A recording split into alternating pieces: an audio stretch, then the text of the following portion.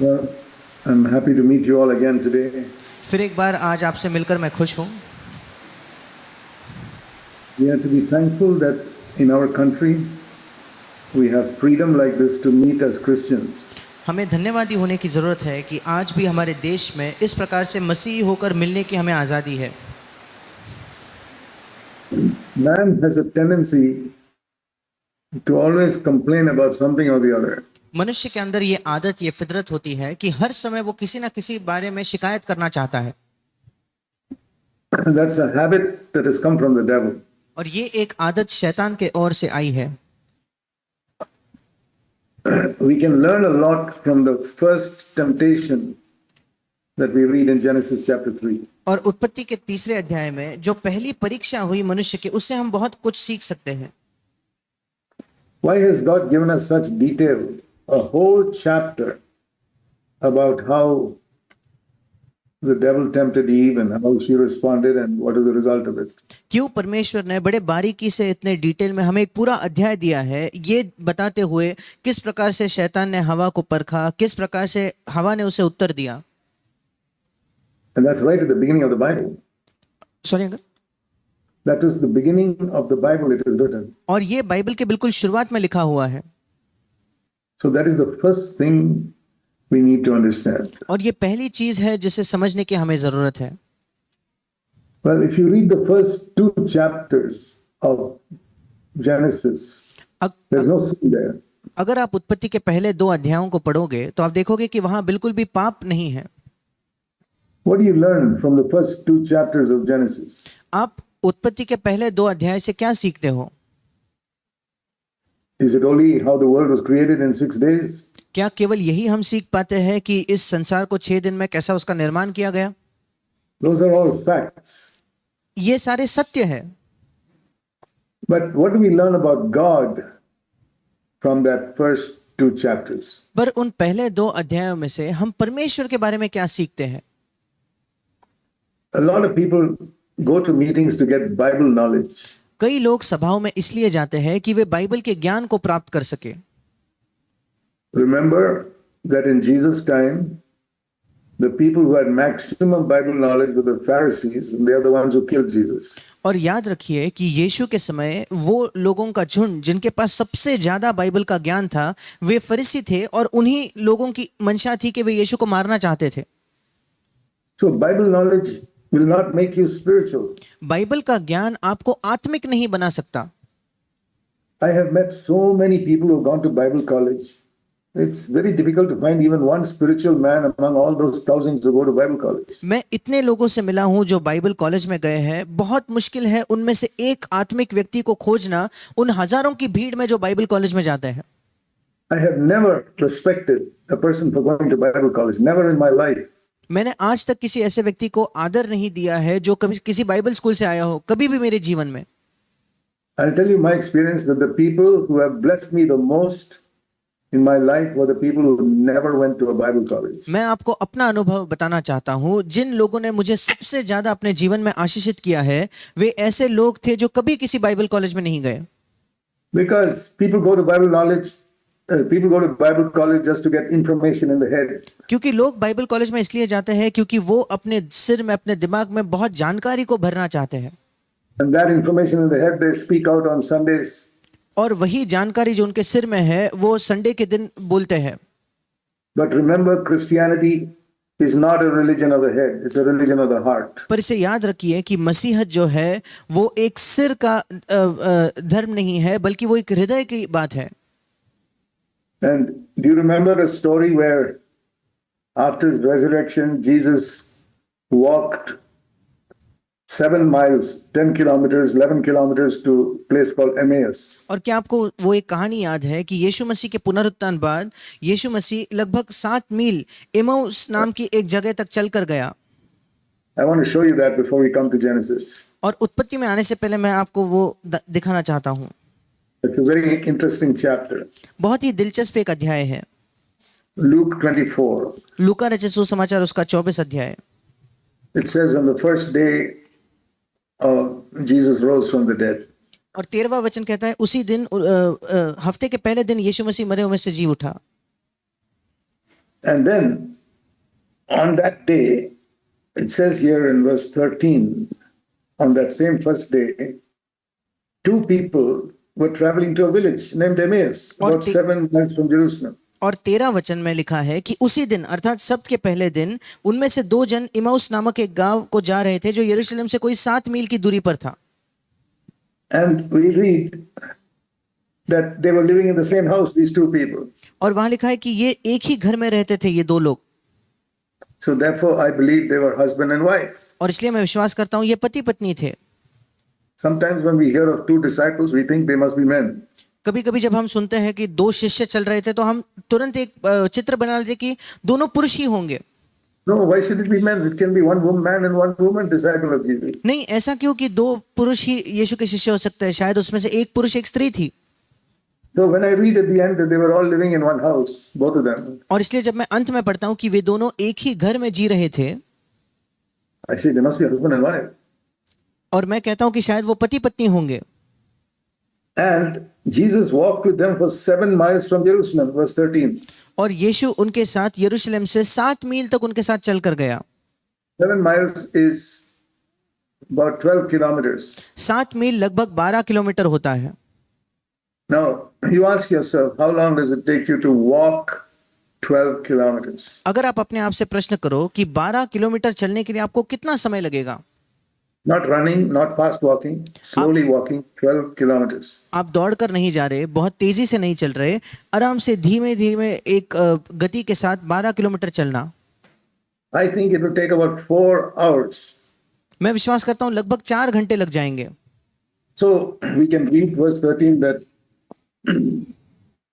when Jesus walked with them, when Jesus went and met them, we read verse 15, and he walked with them for 4 hours. और इसलिए जब यीशु उनके साथ चला और 15वें वचन में वो अंत तक उनके साथ गया, अर्थात वो 4 घंटों तक उनके साथ चल रहा था। Now these are little things we get when we meditate on scripture. ये छोटी-छोटी चीजें हैं जो हम समझ सकते हैं जब हम बाइबल का अध्ययन करते हैं। If we just read it, we say, oh, he went 7 miles.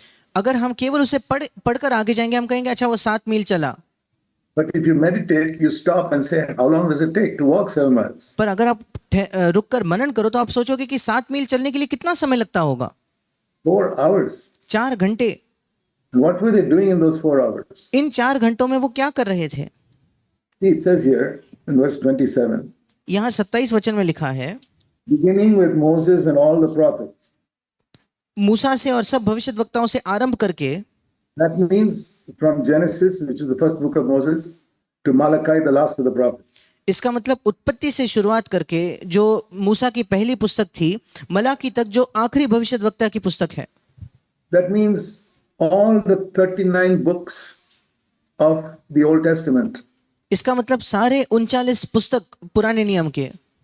He began to explain, verse 27, to them all the things concerning himself. 27 वचन कहता है, सारे पवित्र शास्त्र में से अपने विषय में लिखी बातों का अर्थ उन्हें समझाने लगा।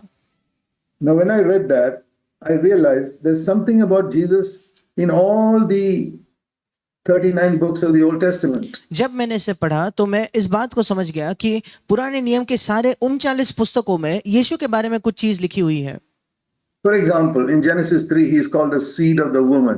उदाहरण के तौर पर उत्पत्ति के 3 अध्याय में उसे स्त्री का बीज कहा गया है।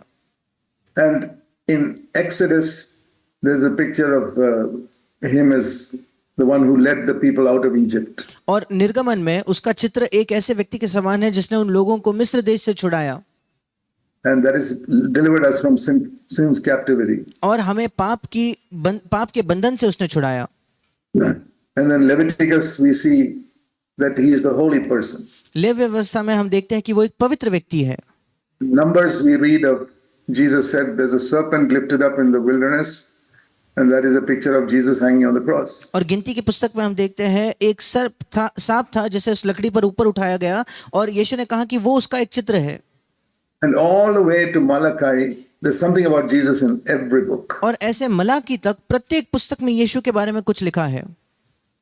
And in Malachi, we read Jesus is called the Son, S-U-N, of righteousness. और मलाकी में हम पढ़ते हैं कि यीशु मसीह को धार्मिकता का सूर्य कहा गया है।